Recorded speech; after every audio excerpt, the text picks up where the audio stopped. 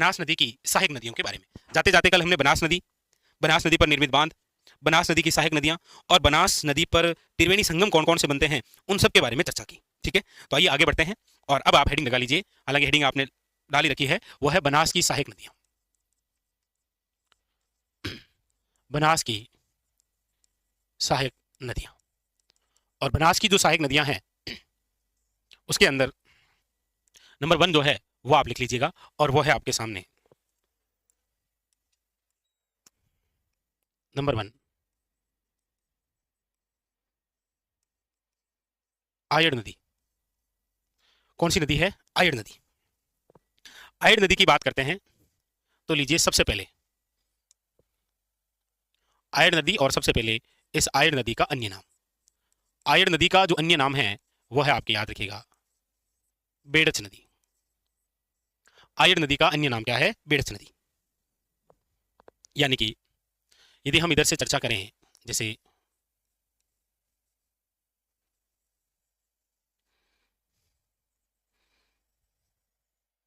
ये जो नदी है आपके, कौन सी? बनास। बनास। इस बनास नदी के अंदर आकर विलय होने वाली जो नदी हम पढ़ रहे हैं वो है आपके सामने, कौन सी? आयड़ नदी। आराम से देखिएगा। आयड़ नदी की हम बात करते हैं तो देखिए, आयड़ नदी का जो उद्गम है वो होता है गोगुंदा की पहाड़ियों से। आयड़ नदी का जो उद्गम होता है वो आपके कहां से होता है? गोगुंदा की पहाड़ियों से। गोगुंदा की पहाड़ियों से निकली उदयपुर से, और फिर ये आकर एक झील में गिरती है। कौन सी झील में? उदय सागर झील में। उदय सागर झील से निकलकर ये वापस चलती है चित्तौड़गढ़ में। चित्तौड़गढ़ के बाद में ये चलती है आपके वापस कहां? भीलवाड़ा। तो गोगुंदा उदयपुर से निकली, फिर ये चित्तौड़गढ़ चली, और भीलवाड़ा के अंदर जाकर ये विलय हो गई। लेकिन गोगुंदा से लेकर उदय सागर झील तक तो इसका नाम क्या है? आयड़। इसके आगे इस नदी का नाम क्या हो जाता है? बेड़च। मतलब यह है, गोगुंदा से लेकर उदय सागर झील तक तो ये आयड़ है, और उदय सागर झील से लेकर जब तक ये विलय नहीं हो जाती किसमें? बिगोद भीलवाड़ा के अंदर, तब तक ये जो है ये बेड़च है। इस नदी पर दो बांध बने हुए हैं। एक तो बांध बना हुआ है यहां पर, ये जो बांध है इसका नाम है मदार बांध, उदयपुर में है। यहां पर एक बांध और बना हुआ है, इस बांध का नाम है गोसुंडा बांध। कौन सा बांध है? गोसुंडा बांध। और याद रखिएगा, इस बेड़च की एक सहायक नदी है जो इस प्रकार से आती है, इसका नाम है, दोनों का जो पानी है वो जिस किले में जाता है वो है चित्तौड़गढ़ दुर्ग।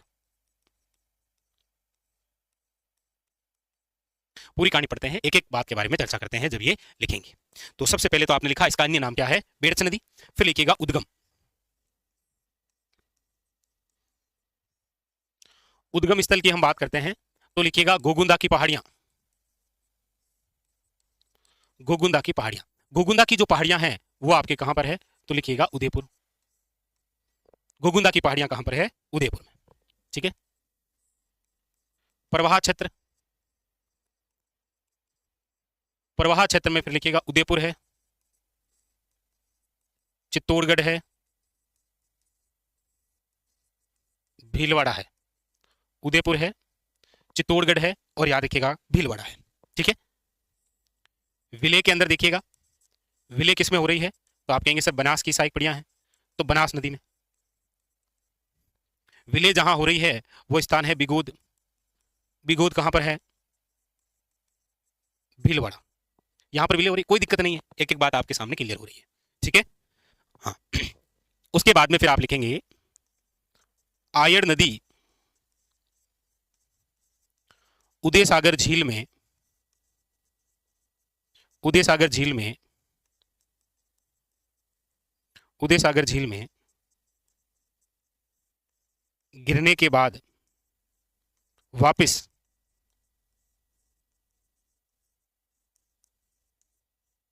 बेड़च नदी के रूप में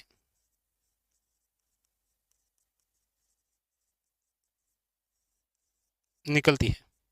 वापस बेड़च नदी के रूप में निकलती है। याद रखिएगा, इंपॉर्टेंट। कौन सी नदी? आयड़ नदी। तो आयड़ नदी का अन्य नाम क्लियर हुआ, उद्गम स्थल क्लियर हुआ, कौन सी झील में गिरने के बाद में कौन सा नाम बदला, ये सब कुछ क्लियर हुआ। अब इसके बाद में अगली जो बात है वो है आपके यहां पर, और वो है निर्मित बांध। तो निर्मित बांध में दो बांध लिखिएगा। एक तो है आपकी मदार बांध। मदार बांध जो है वो तो कहां पर है? उदयपुर में है।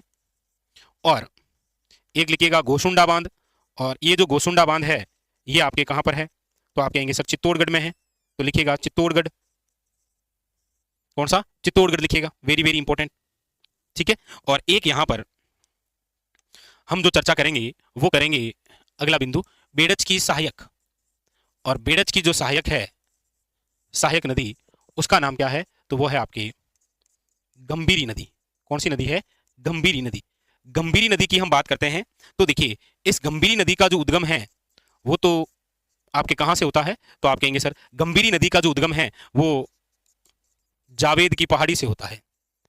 जावेद की पहाड़ियां, जावेद की पहाड़ियां जो है वो एमपी के अंदर है। जावेद की पहाड़ियां कहां पर है? याद रखिएगा, एमपी, मध्य प्रदेश। ठीक है। और ये विलेज जिसमें होती है गंभीरी नदी, विले, वो होती है बेड़च नदी। बेड़च नदी में, बेड़च नदी में कहां पर होती है? चित्तौड़गढ़। इसीलिए आप पढ़ते भी हैं कि गंभीरी प्लस बेड़च, चित्तौड़गढ़ दुर्ग। गंभीरी प्लस बेड़च बराबर चित्तौड़गढ़ दुर्ग, उतार लीजिए।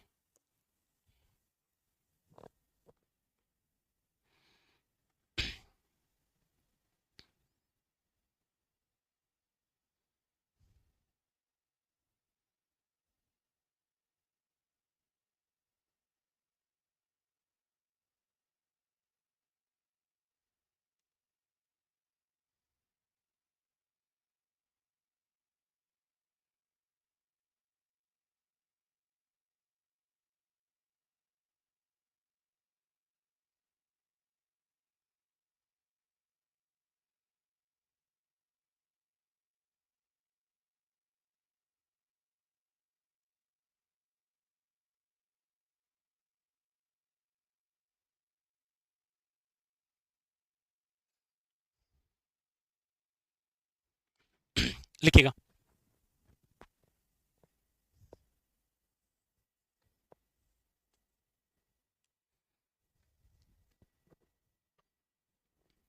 हम्म,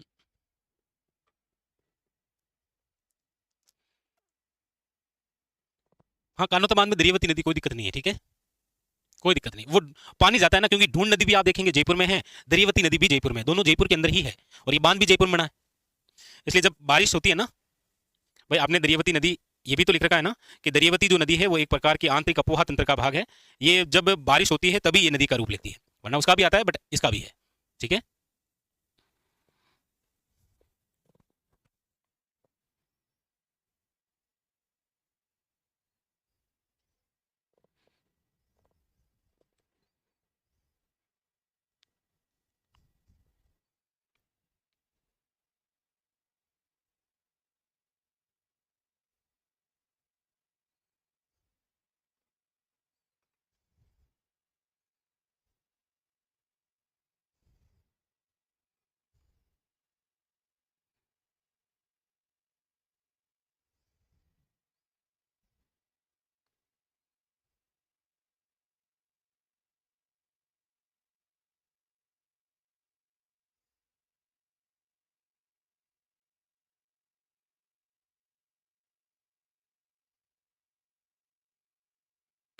लिख लिया क्या? चलिए, तो ये बात कंप्लीट हुई किसकी? आयरन नदी की। किसी प्रकार से कोई दिक्कत है नहीं, आपके सामने पूरी स्ट्रक्चर बनी हुई है, ये इस प्रकार से है, ये इस प्रकार से है। फिर कह रहा हूं ये गंभीरी है, एक गंभीर नदी हम आगे बढ़ेंगे, ये गंभीरी है। ठीक है, चलिए फिर आगे लीजिए अगली नदी।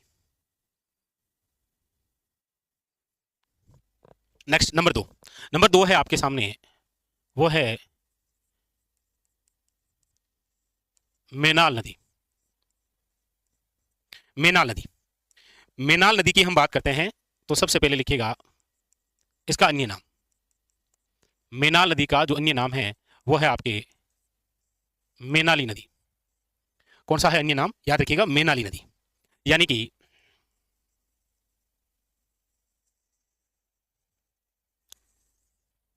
ये जो बनास है,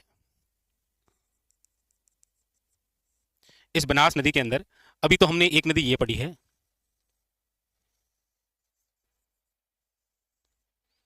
ये है आयड़, या इसी का दूसरा नाम है बेड़च। अब हम जो नदी पढ़ने जा रहे हैं वो है आपके मेनाल नदी, और वो है ये। तो आप देखेंगे यहां पर त्रिवेणी संगम है, और हम ये पहले बात लिख के आ चुके हैं, बनास, बेड़च और मेनाल, यहां पर ये त्रिवेणी संगम है बिगोद के अंदर। ठीक है, तो हम पढ़ रहे हैं ये मेनाल नदी। मेनाल नदी की हम बात करेंगे तो इसका जो उद्गम है वो बेगू चित्तौड़गढ़ से होता है, और बिगोद भीलवाड़ा के अंदर ये जाकर विलय हो जाती है किसमें, बनास में। बस इस मेनाल नदी पर एक जलप्रपात बना हुआ है, वाटरफॉल, वो कहलाता है मेनाल जलप्रपात। कहां पर बना हुआ है, भीलवाड़ा। बस इतनी सी बात है इसकी, तो लिखिएगा। पहले मेनाल नदी का अन्य नाम लिखा आपने, मेनाली नदी भी कहते हैं इसको। फिर लिखिएगा इसका उद्गम, इसका जो उद्गम है वो तो बेगू चित्तौड़गढ़ है, बेगू चित्तौड़गढ़।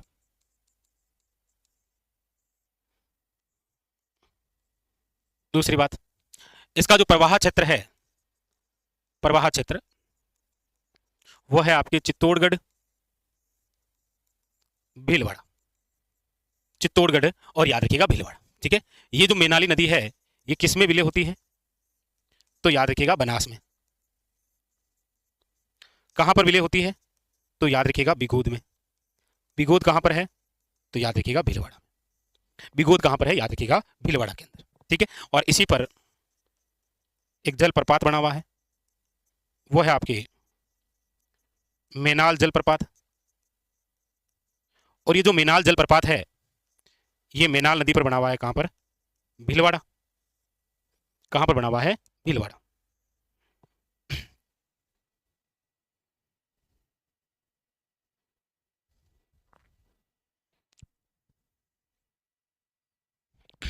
उतारिए, बस ये बात है किस नदी की, मेनाल नदी की।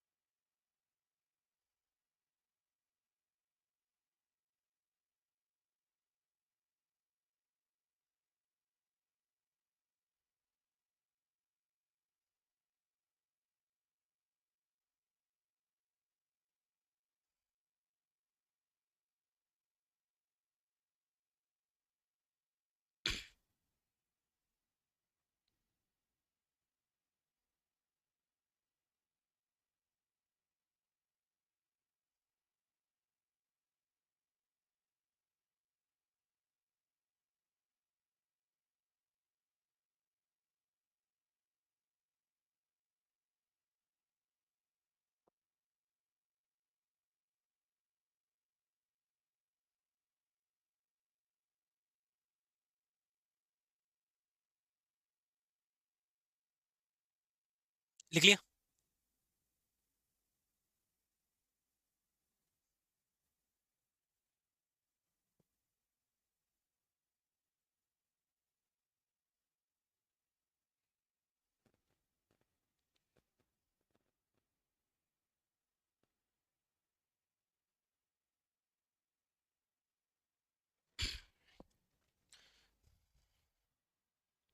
चलें आगे। तो ये मेनाल नदी कौन सी पूछ रहे हैं आप, गंभीरी पूछ रहे हैं क्या, गंभीरी नदी का उद्गम जावेद पहाड़ी, एमपी। अगला, अब आप लिखिएगा, अगली जो बनास की सहायक नदी हम पढ़ने जा रहे हैं वो है आपके कोठारी नदी। कोठारी नदी, कोठारी नदी की यदि हम बात करते हैं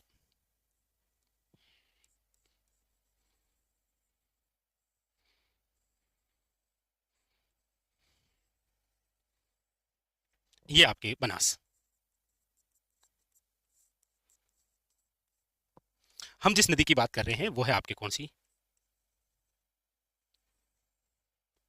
ये है कोठारी नदी। जिस प्रकार बनास नदी का उद्गम जिस जिले से होता है, वैसे वैसे कोठारी नदी का उद्गम भी उसी जिले से होता है। राजसमंद से इसका उद्गम होता है और भीलवाड़ा के अंदर जाकर ये विलय होती है। तो सबसे पहली बात तो ये बहती दो ही जिलों में है, राजसमंद और भीलवाड़ा। इस कोठारी नदी पर एक बांध बना हुआ है सबसे पहले तो याद रखिएगा, और वो भी भीलवाड़ा में। नाम है, वो है मेजा बांध, याद रखिएगा। क्या नाम है? मेजा बांध। इसी के किनारे एक सभ्यता है, कौन सी है? तो याद रखिएगा, कोठारी नदी के किनारे है बागोर सभ्यता। बातें चार है लेकिन चारों बड़ी खास है। सबसे पहले लीजिए कोठारी नदी और कोठारी नदी का उद्गम। तो कोठारी नदी का जो उद्गम है वो है दिवेर, राजसमंद। दिवेर राजसमंद कोठारी नदी, ठीक है। फिर उसके बाद में फिर लिखिएगा, अगली जो बात है वो है आपके प्रवाह क्षेत्र की। प्रवाह क्षेत्र में आप लिखिएगा राजसमंद वे भीलवाड़ा, राजसमंद वे भीलवाड़ा। फिर बात करते हैं विलेय की। विलेय जो है वो आपको पता ही है कौन सी नदी में है, बनास नदी। बनास नदी के अंदर विलेय है, लेकिन कहां पर विलेय है? भीलवाड़ा जिले में, ठीक है। इसी कोठारी नदी पर एक बांध बना हुआ है, कौन सा बांध है? तो लिखिएगा मेजा बांध है। मेजा बांध आपके किस जिले में है? याद रखिएगा, भीलवाड़ा में। भीलवाड़ा को जलापूर्ति करने का कार्य जिस बांध द्वारा है वो मेजा बांध है, जलापूर्ति। इस कोठारी नदी के किनारे तो याद रखिएगा बागोर सभ्यता। बागोर सभ्यता कहां पर है? भीलवाड़ा, लिखिएगा। ये है आपके कौन सी? कोठारी नदी, और बड़ी खास और इंपॉर्टेंट। उतारिए।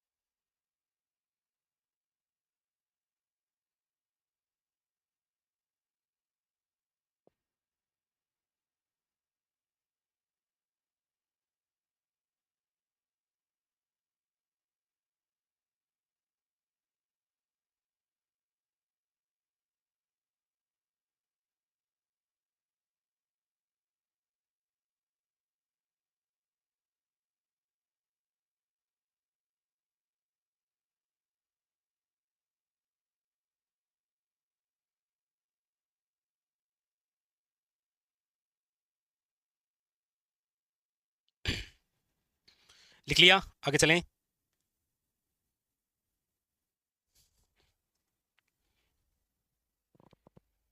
नेक्स्ट अगली बात है खारी नदी। खारी नदी, खारी नदी की बात करते हैं तो लिखिएगा, देखिए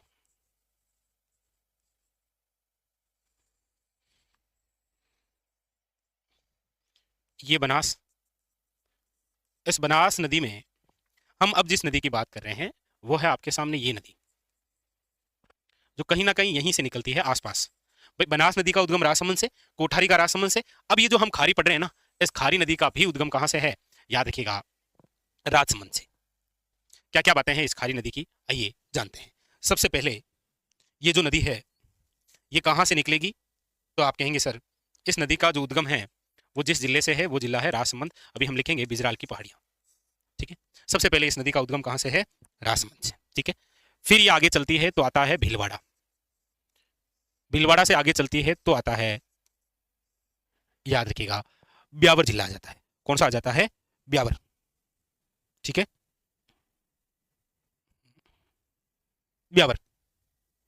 ब्यावर से अजमेर, अजमेर से फिर ये टोंक, ये लो, टोंक के अंदर आकर क्या हो जाती है? विलय हो जाती है यहाँ पर। तो राजसमंद, भीलवाड़ा, ब्यावर, अजमेर और टोंक, याद रखिएगा।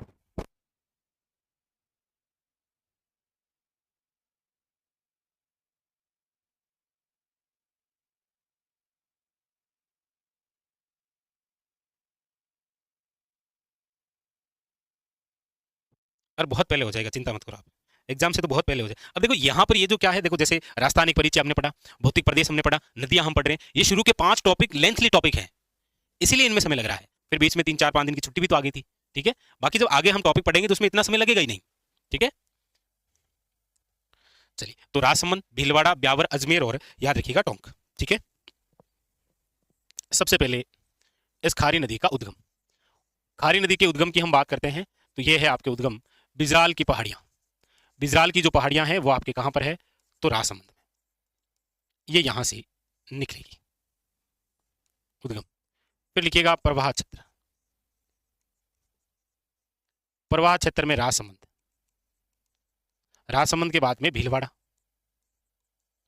भीलवाड़ा के बाद में ब्यावर, ब्यावर के बाद में अजमेर, अजमेर के बाद में टोंक। ये है आपके खारी नदी का प्रवाह क्षेत्र। ठीक है, फिर विलेय, विलेय की बात करेंगे तो किसमें है? आप कहेंगे सर बनास में, बनास में विलेय है, लेकिन कहां पर है? तो आप कहेंगे सर राजमहल, देवली, टोंक, क्योंकि यहां पर क्या है? त्रिवेणी संगम ही तो है, बनास, डाई और खारी।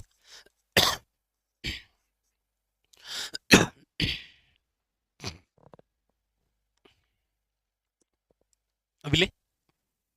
ठीक है, फिर लिख लो बांध, इस नदी पर एक बांध है, नाम है नारायण सागर बांध। नारायण सागर जो बांध है वो है ब्यावर में। फिर लिखिएगा किस खारी नदी के किनारे, इस खारी नदी के किनारे एक स्थान है आसिंद भीलवाड़ा। ये जो आसिंद भीलवाड़ा है, यहां पर देव नारायण जी का मुख्य मंदिर है, देव नारायण जी का क्या है? मुख्य मंदिर है। देव नारायण जी का क्या है? मुख्य मंदिर है, लिखिएगा।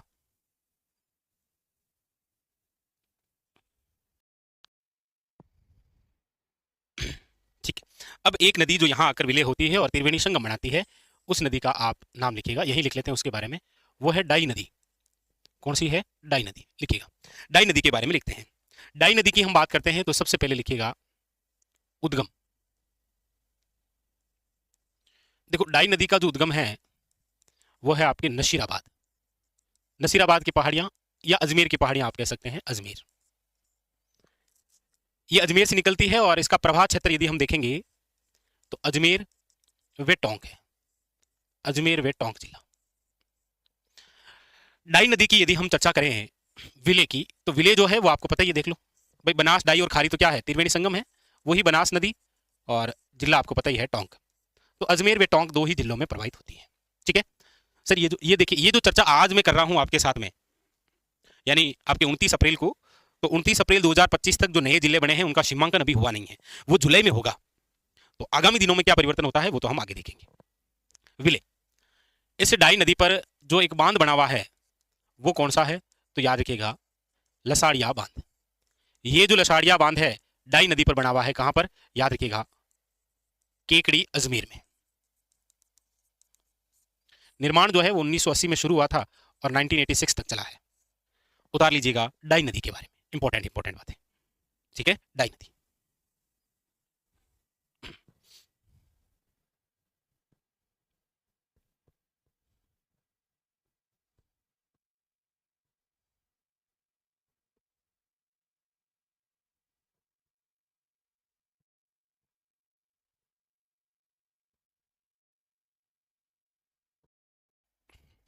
लिखिए आगे, अगली जो नदी है वो है आपके सोहद्रा नदी,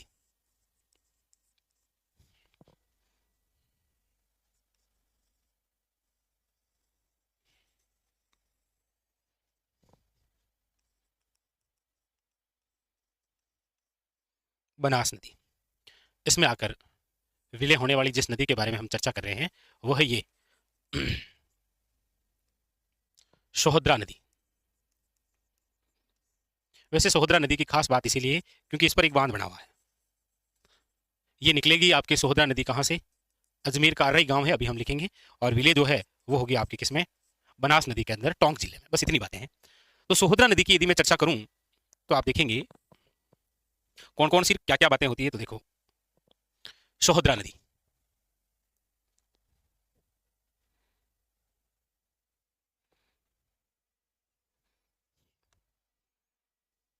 सोहद्रा नदी, सोहद्रा जो नदी है इसका उद्गम, तो सोहद्रा नदी का जो उद्गम है वो है आपके अर्रई गांव।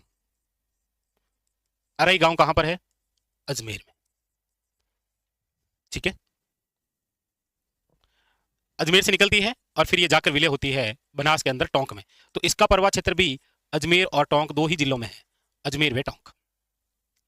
विलय, विलय की बात करते हैं तो बनास में है, टोंक जिला। और बांध की बात करेंगे, इस पर निर्मित बांध, तो वो है, याद रखिएगा, टोरडी सागर बांध। टोरडी सागर जो बांध है ये आपके कहां पर है? तो आप कहेंगे सर टोंक जिले में। किस जिले में है? टोंक जिले में, सोहद्रा नदी पर। इंपॉर्टेंट, उतारिएगा, ये उतारी।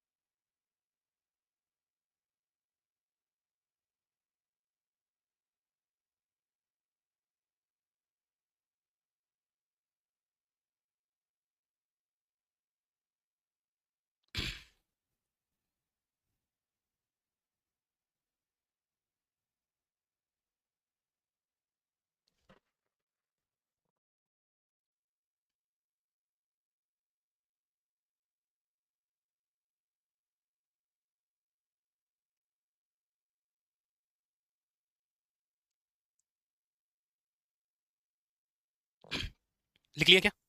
चलिए,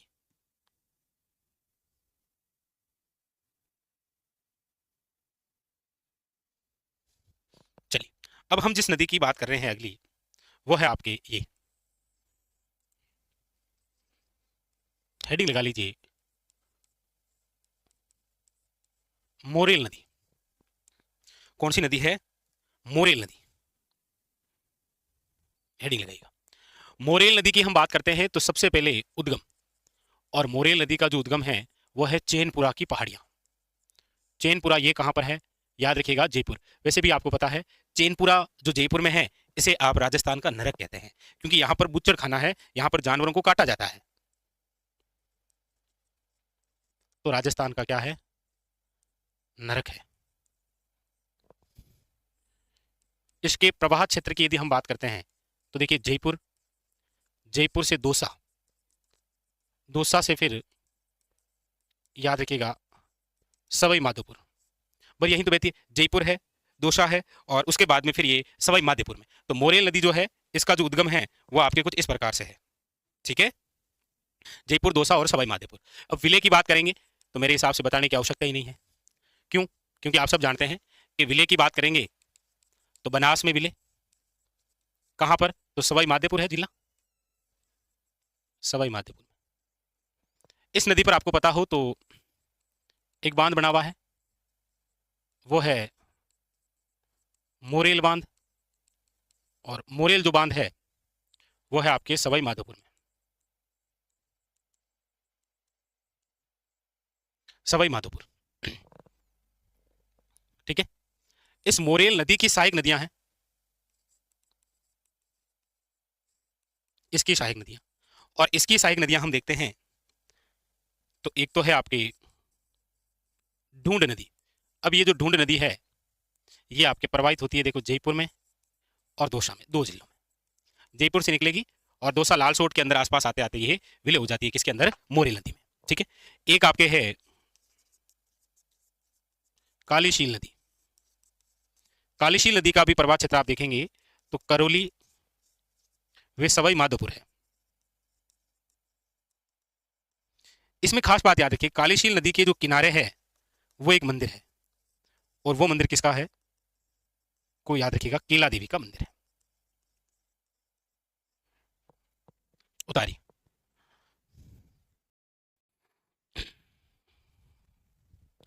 वैसे इसकी एक छोटी सी नदी हम और भी देखें तो वो ढील नदी है, टोंक जिले से निकलती है। ठीक है, और सवाई माधोपुर के अंदर आकर विलय हो जाती है। हालांकि हमने एक मानसी नदी भी पढ़ी है, मानसी है ना, बनास, मानसी और बांडी त्रिवेणी संगम बनता था पहले, देवधाम जोधपुरिया, तो वो मानसी नदी भी अजमेर और टोंक में बहती है। उनके बारे में इतनी इतनी बारिश आती है तब उन नदियों में इतना सा पानी आ जाता है कई बार। ठीक है, तो उसमें भी आपको छोटी छोटी बातें लिख लो आप।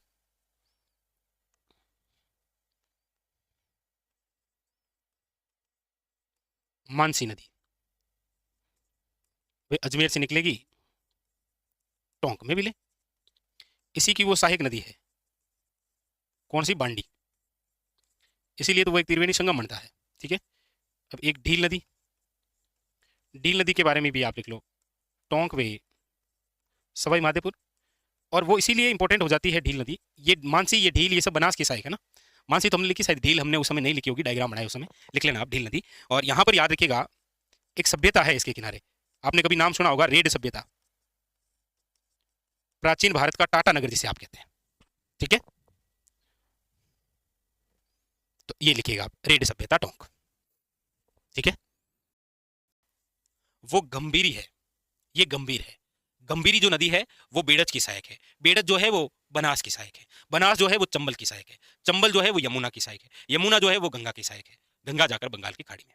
यानी एक बात तो क्लियर है कि चाहे गंभीर हो चाहे गंभीरी हो, दोनों है तो बंगाल की खाड़ी का ही भाग। ठीक है, तो गंभीर नदी, इस गंभीर नदी के बारे में चर्चा करते हैं। सबसे पहले तो लिखिएगा, इस गंभीर नदी को वैसे देखिए यूपी क्षेत्र के अंदर इसे कहा गया है उटगन नदी।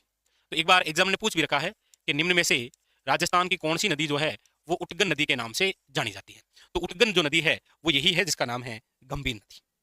कौन सी? उटगन नदी। ठीक है, देखिए उटगन नदी की यदि मैं चर्चा भी करूं तो देखिए उटगन नदी जो है वो करौली से निकलती है। कहां से? करौली से। करौली से निकलकर ये हल्की सी जो है वो भरतपुर में जाती है, फिर वापस यहां ये भरतपुर को टच करती है, फिर ये वापस धौलपुर, धौलपुर के बाद में फिर ये वापस यूपी, और यूपी के बाद में ये एक नदी में विलय हो जाती है, और वो जो नदी है वो यही है जिसका नाम है यमुना। आपको पता हो तो इससे पहले भी एक नदी थी राजस्थान से होकर गुजरती है और यमुना में जाकर विलय होती है, वो है चंबल। चंबल के बाद में दूसरी ये नदी है जो डायरेक्ट अपना पानी यमुना में गिराती है। कहां गिराती है? यमुना के अंदर।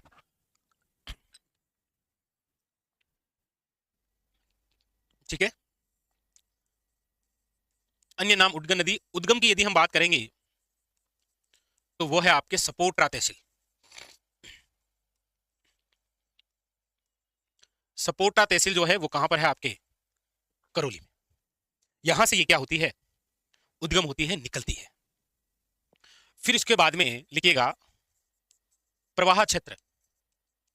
प्रवाह क्षेत्र की यदि हम बात करें तो याद रखिएगा वो करौली है, करौली से फिर ये भरतपुर चलती है और भरतपुर से फिर ये धौलपुर जाती है। ये इस प्रकार से बहती है, ठीक है। और उसके बाद में यमुना में जाकर ये विलय होती है, कहां पर? यूपी। यूपी में एक स्थान है मैनपुरी, वहां पर ये विलय हो जाती है। विलय की बात करते हैं तो विलय है ये किसमें? लिखिएगा यमुना में। कहां पर? मैनपुरी नामक स्थान है यूपी, वहां पर ये विलय होती है। उत्तर प्रदेश, यूपी उत्तर प्रदेश, ठीक है। और उसके बाद में एक बांध है, निर्मित बांध, और वो है आपके, याद रखिएगा, पांचना बांध। पांचना बांध जो है वो आपके करौली में है, याद रखिएगा। और पूर्णतः मिट्टी से निर्मित बांध है ये, पूर्णतः मिट्टी से निर्मित बांध, वो है आपके कौन सा? याद रखिएगा पांचना बांध, जो कि गंभीर नदी पर बना हुआ है, ठीक है। लिखो ये गंभीर नदी। फिर गंभीर नदी की सहायक नदियों की भी चर्चा हम करेंगे। फिलहाल आप लिखिएगा ये आपके सामने गंभीर नदी।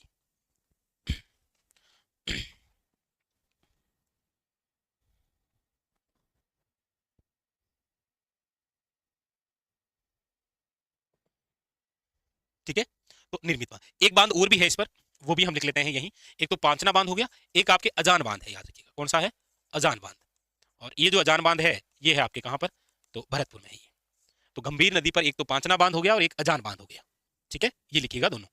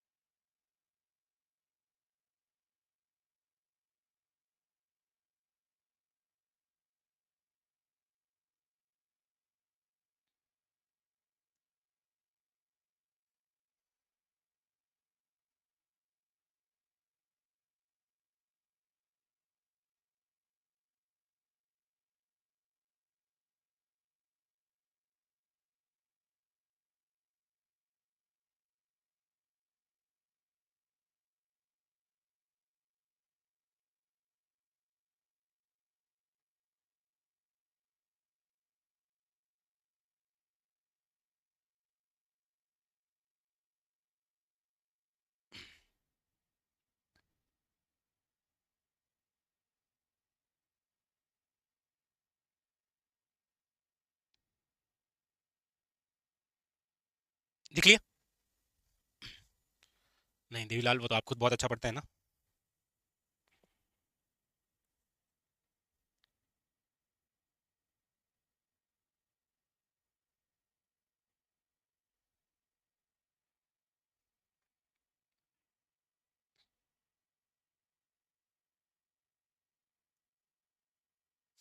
चलिए, ये हो गया। तो गंभीर नदी, इसका अन्य नाम, इसका उद्गम स्थल, इसका प्रवाह क्षेत्र, विलय और निर्मित बांध। अब आप अगली बिंदु से लगाइए गंभीर नदी की सहायक नदियां।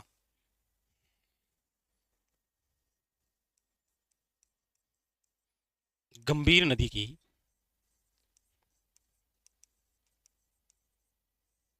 गंभीर नदी की सहायक नदियां, गंभीर नदी की सहायक नदियां। गंभीर नदी की जो सहायक नदियां हैं उसकी यदि हम बात करें तो देखिएगा, उट्टा, माजम, भैंसावर, भद्रावती, बरखेड़ा, पार्वती, वे अरवारी नदी। तो ये जो नदियां हैं ये सारी सारी सहायक है किसकी? गंभीर नदी की सहायक नदियां हैं।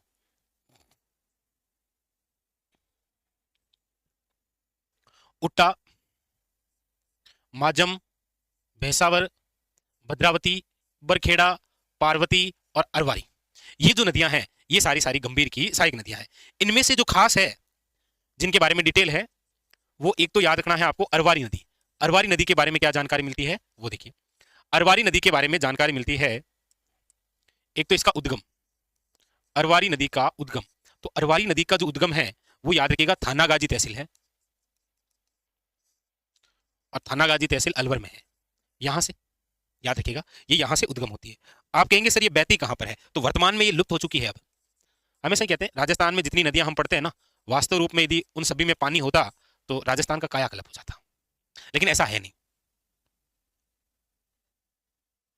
चलो कोई नहीं, बात करता हूं मैं ना। उद्गम, वर्तमान, लुप्त है। इसके संरक्षण का कार्य किया था, संरक्षण का कार्य, कि इस नदी को वापस कायाकल्प किया जाए, और इसके संरक्षण के लिए जो कार्य किया था वो किया था आपके राजेंद्र सिंह। राजेंद्र सिंह अलवर के हैं, आप जानते हैं, और इनका एक संघ भी है, तरुण संघ। हालांकि तरुण एक समाचार पत्र है, वो अलग है, तरुण संघ, इनके माध्यम से। और राजेंद्र सिंह अलवर को तो आपको पता ही है, क्या कहते हैं, Waterman of India, Waterman of India के नाम से जानते हैं आप।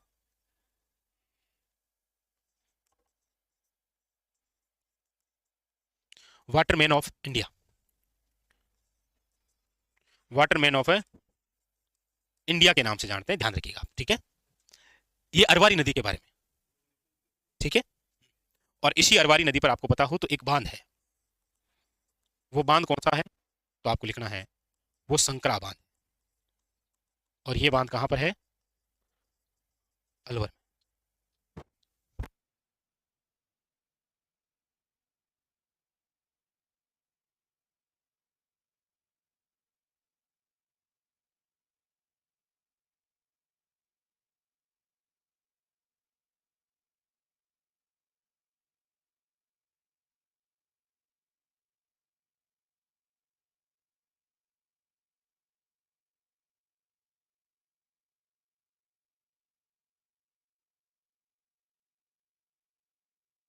तो अरवारी जो नदी है, अरवारी, वो आप ध्यान रखिएगा, अरवारी नदी तो वर्तमान में तो लुप्त हो चुकी है। और एक याद रखना, आप ये पार्वती जो नदी पढ़ते हैं ना, हालांकि एक पार्वती नदी हमने और भी पढ़ी है, वो अलग है, ये अलग पार्वती नदी है। इस पार्वती नदी, पार्वती बांध, पार्वती नदी पर एक पार्वती बांध बना हुआ है, कौन से जिले में है, धौलपुर में, ठीक है, धौलपुर के अंदर। लिखो आप, बस ये आपके सामने गंभीर जो नदी है उसकी गंभीर बातें कंप्लीट हुई।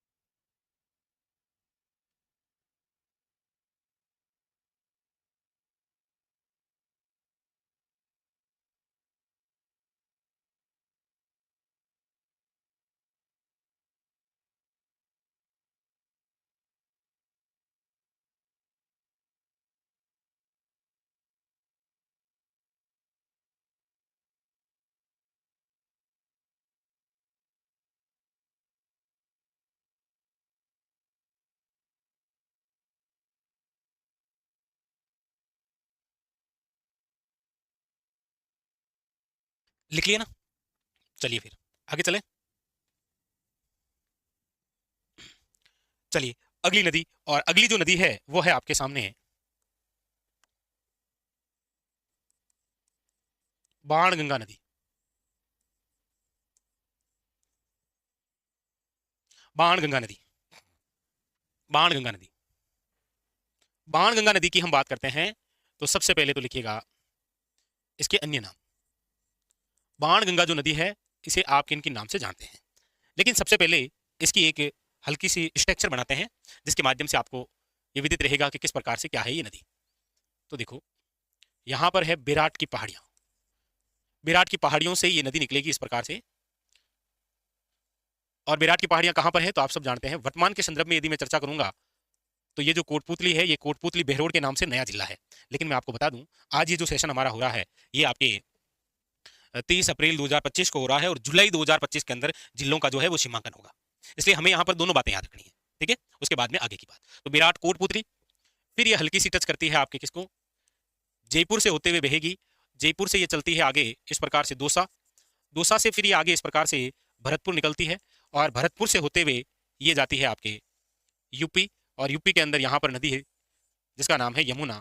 यमुना में क्या होती है, ये विलय जहां पर हो रही है वो स्थान है फतेहाबाद। यानी कि हम राजस्थान से बहकर यमुना में डायरेक्ट विलय होने वाली ये तीसरी नदी पड़ रहे हैं। पहले चंबल पड़ी, फिर गंभीर पड़ी, और तीसरी कौन सी है आपके, ये बाणगंगा नदी। तो ये पहले इस प्रकार से बहा करती थी। वर्तमान के अंदर अभी आप कंडीशन देखेंगे तो वर्तमान के अंदर तो ये जयपुर में ही लुप्त हो जाती है। तो इसका मतलब यह है कि ये वर्तमान के अंदर देखा जाए तो आंतरिक अफवाह तंत्र का भाग है। लेकिन अभी किसी एग्जाम में, पशु परिचय जैसे एग्जाम में, बाणगंगा नदी को बंगाल की खाड़ी का ही भाग माना गया है, इसलिए इसको हम बंगाल की खाड़ी में ही पढ़ रहे हैं। बाकी देखा जाए तो यह आंतरिक अफवाह तंत्र का भाग है। इसलिए जब ऐसा कोई क्वेश्चन आए तो आपको ऑप्शन के अकॉर्डिंग आंतरिक अफवाह तंत्र या फिर बंगाल की खाड़ी का भाग बाणगंगा को देना है। ऑप्शन क्या कह रहा है, ऑप्शन के अकॉर्डिंग करना है, ठीक है। चलिए, इसके अन्य नाम देखते हैं, बहुत सारे अन्य नाम के अंदर एक तो ये महाभारतकालीन नदी है, इसलिए आप पढ़ते हैं इसे अर्जुन की गंगा भी कहते हैं। अर्जुन ने एक बाण मारा और ये गंगा निकली बाणगंगा, तो इसे अर्जुन की गंगा भी कहते हैं। यानी कि यहां हम लिख देंगे महाभारतकालीन नदी, कौन सी, बाणगंगा नदी, ठीक है। इसे बोलते हैं रुणठित सरिता। अब ये रूट सी गई है, इसे आप बोलते हैं खंडित नदी। अब ये टूट सी गई है, अब वो पहले जैसी बात नहीं रही। इसलिए कह रहे हैं वर्तमान के अंदर ये लगभग आंतरिक अपोहा तंत्र का, इसे ताला नदी कहते हैं। ताला लग गया है, बिल्कुल आती नहीं है पानी। बारिश के सीजन में तो आपको पता ही है, हमारे घर के बाहर जो नाला बहता है वो भी नदी का रूप ले लेता है, तो वो तो बारिश के दिनों की अलग बात है। तो ये तो हुए इस बाणगंगा नदी के अन्य नाम। बात करते हैं इसके उद्गम स्थल को। तो इस नदी का जो उद्गम है वो जहां से होता है वो है आपके, याद रखिएगा,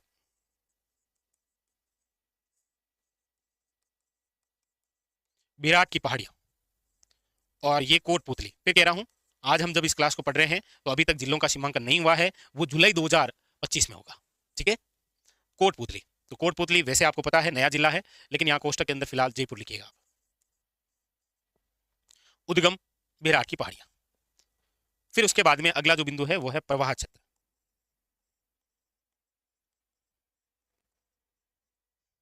प्रवाह क्षेत्र,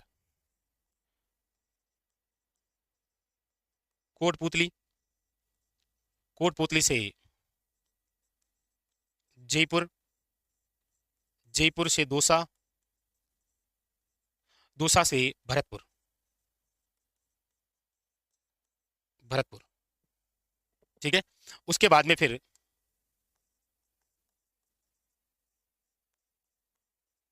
विले, विले की बात करते हैं तो आपको याद रखना है यमुना नदी में,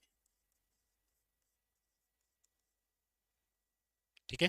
कहां पर, तो फतेहाबाद, यूपी। ये वहां पर जाकर क्या हो जाती है, विले हो जाती है, ठीक है। दो तीन बातें और भी है, वो भी हम आगे लिखते हैं। एक बार आप ये लिखिए, यहाँ पर ये पूरी आपके सामने स्ट्रक्चर है जहां पर ये पूरी बात है, ठीक है। क्लियर।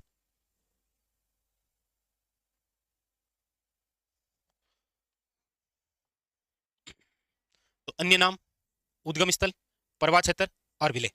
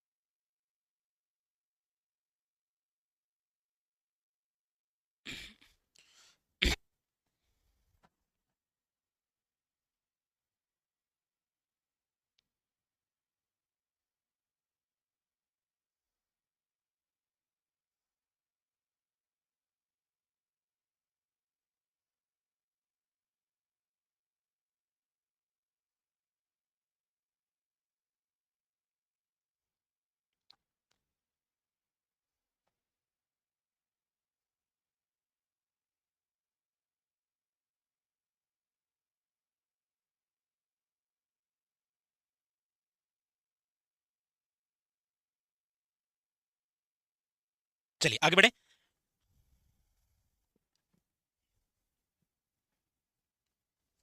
ठीक है, अब देखिए यहां से बाणगंगा नदी से रिलेटेड और कुछ बातें, जैसे एक तो लिखेंगे हम इसके किनारे, किनारे एक सभ्यता है, आपको बताओ तो जहां तक लिखा ना उसके जस्ट आगे लिखना ना, किनारे एक सभ्यता है जिसका नाम है बेराट, बेराट सभ्यता। और बेराट जो सभ्यता है वो याद रखिएगा एक लोहे युगीन सभ्यता है, हालांकि ये तो हम बात चर्चा करेंगे आगे हिस्ट्री के अंदर।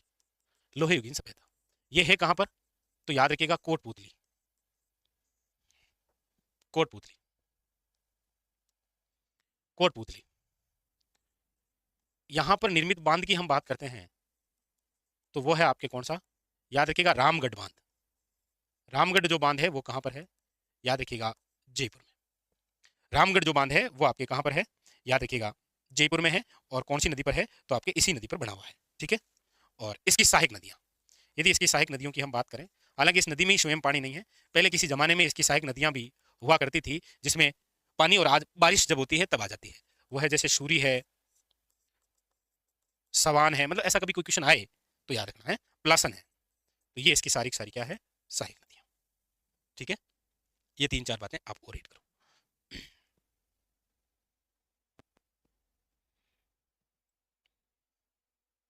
हाँ बिल्कुल राहुल, ठीक है।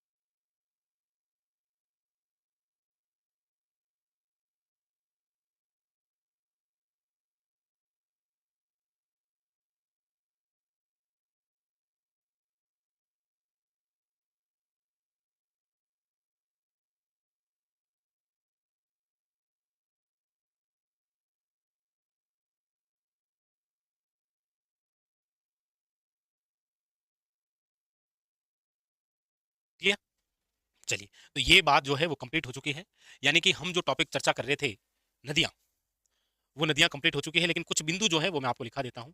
हेडिंग डालिएगा आप, मास्टर कैप्सूल।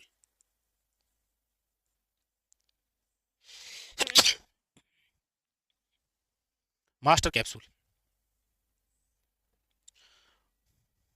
मास्टर कैप्सूल में वही कुछ स्टैटिक्स प्रकार के क्वेश्चन, और ये स्टैटिक्स प्रकार के क्वेश्चन जो है एक दो क्वेश्चन वही है जो 33 के अकॉर्डिंग हम लिखेंगे, मतलब 33 जिलों के अकॉर्डिंग, क्योंकि जुलाई 2025 में नए जिलों का सीमांकन होगा ना, तो उसके बाद में डाटा आएगा। क्योंकि आज हम 30 अप्रैल को पढ़ रहे हैं, 30 अप्रैल 2025 को, तो अभी तक हुआ नहीं है, इसलिए क्वेश्चन आए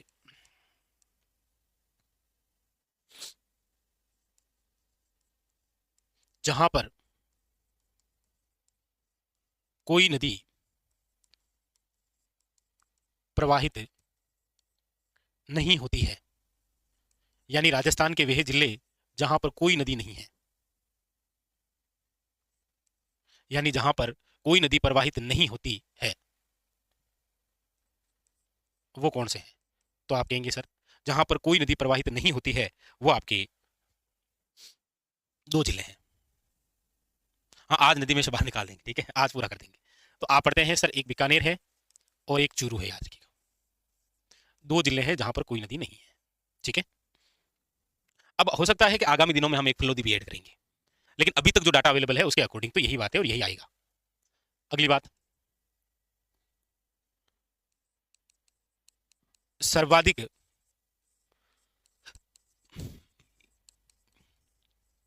नदियों वाला संभाग,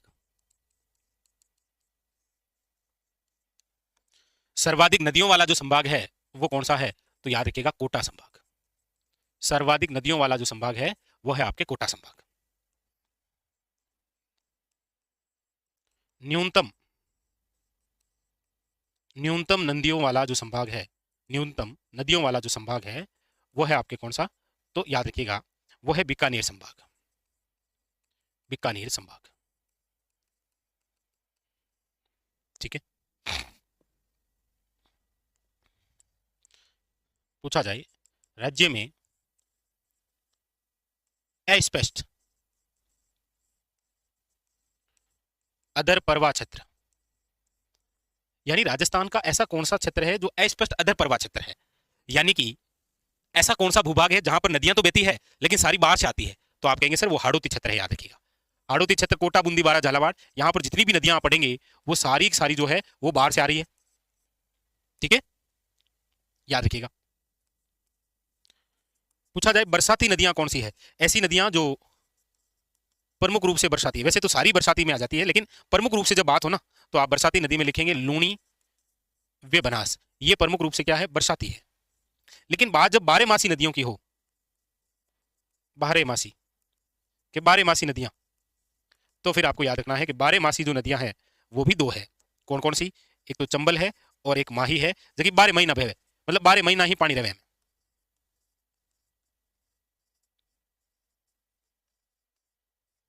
चंबल वे माही, तो एक इंपॉर्टेंट बिंदु, दो इंपॉर्टेंट बिंदु, तीन इंपॉर्टेंट बिंदु, चार इंपॉर्टेंट बिंदु, पांच इंपॉर्टेंट बिंदु और छह इंपॉर्टेंट बिंदु।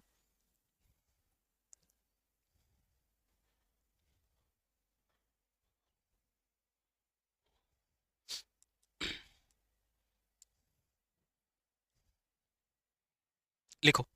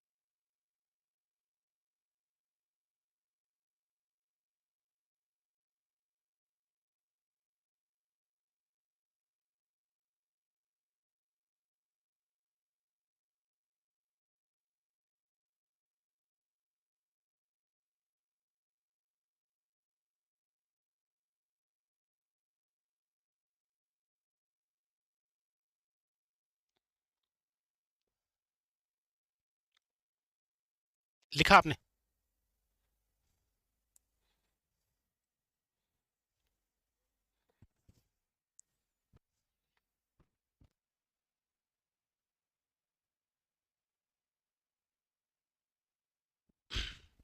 लिखा? आगे चलें।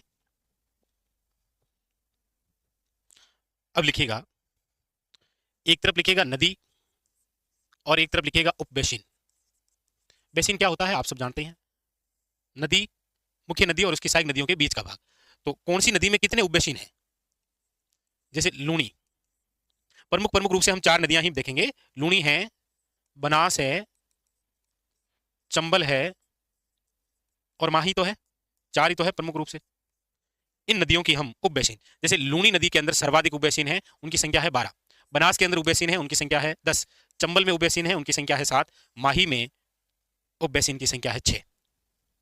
तो क्वेश्चन आता है कई बार कि राजस्थान में सर्वाधिक उपबेसिन वाली नदियां कौन कौन सी है, इस प्रकार से कोई क्वेश्चन आता है तो आप ध्यान रखें, ठीक है। ठीक, यहां पर इनका क्षेत्र भी लिख दूं क्या, यहां पर बेसिन क्षेत्रफल, मतलब कौन सी नदियों का कितना बेसिन क्षेत्रफल है। जैसे ये नदी रही, ये इसकी उपबेसिन हो गई, ठीक है। 69,302 वर्ग किलोमीटर जो है वो आपके किस लूणी बेसिन का बेसिन क्षेत्रफल है, याद रखिएगा, ठीक है। हाँ, इसका है आपके 47,060 वर्ग किलोमीटर, क्योंकि सबसे ज्यादा बेसिन तो लूणी का ही तो है, दूसरा किसका है, बनास का है, तीसरा आप देखेंगे तो किसका है, चंबल का है, और चंबल का है आपके 31,243 वर्ग किलोमीटर में, मतलब ये चंबल और चंबल की सहायक नदियां, इनका पूरा एरिया है ये, ठीक है। और माही बेसिन 16,611 वर्ग किलोमीटर में, ठीक है। ठीक है, यानी कि राजस्थान के कुल नदियों के बेसिन में लूनी जो है वो कितने प्रतिशत बेसिन है? 20%, याद रखिएगा, सर्वाधिक। ऐसे प्रतिशत में आए तो याद रखिएगा 20, ठीक है। और ये 14% में है, ये कुल बेसिन का 9% है, और ये कुल बेसिन का 5% है। मतलब थोड़ा सा आजकल क्या है, गहरे से क्वेश्चन आने लगे ना, तो हो सकता है कोई क्वेश्चन इस प्रकार से आपके सामने आए। लिखिएगा।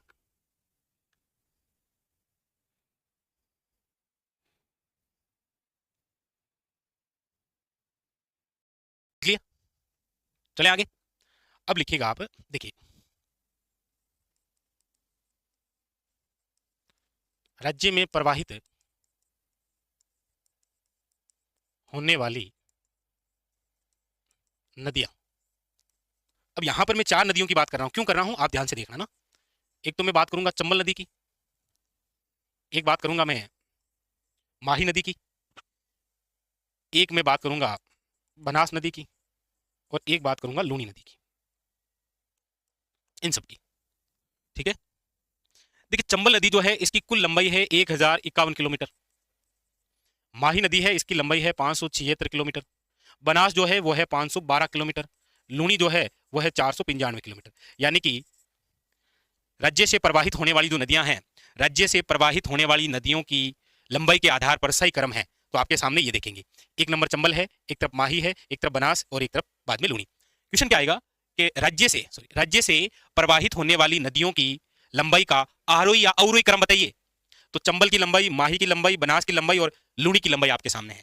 अब आप देखेंगे चंबल, माही, बनास और लूनी, ये जो क्रम दे रखा है ये तो अवरोही क्रम है, ये जो क्रम है ये आरोही क्रम है। समझ गए क्या? लेकिन बात जब करते हैं राजस्थान में लंबाई के आधार पर, लंबाई के आधार पर, राजस्थान में लंबाई के आधार पर नदियों का क्रम, वो तो नदियों की पूर्णतः लंबाई थी, ये राजस्थान में लंबाई के आधार पर। तो राजस्थान में यदि लंबाई के आधार पर चर्चा करते हैं तो देखिए सबसे पहले टॉप पर तो आएगी, आपको पता ही राजस्थान में, केवल राजस्थान की बात कर रहा हूं मैं। आप कहेंगे सर पूर्णतः राजस्थान में बहने वाली सबसे लंबी नदी तो बनास है, 512 किलोमीटर केवल राजस्थान में तो है ये। ठीक है, फिर दूसरी की बात करेंगे तो दूसरी आ जाएगी आपके कौन सी? चंबल। चंबल की लंबाई राजस्थान में 322 किलोमीटर है। हाँ, लूनी की बात करेंगे तो वो कितनी है? 320 किलोमीटर है। जबकि यदि हम माही की बात करेंगे तो 171 किलोमीटर है, केवल 171 किलोमीटर।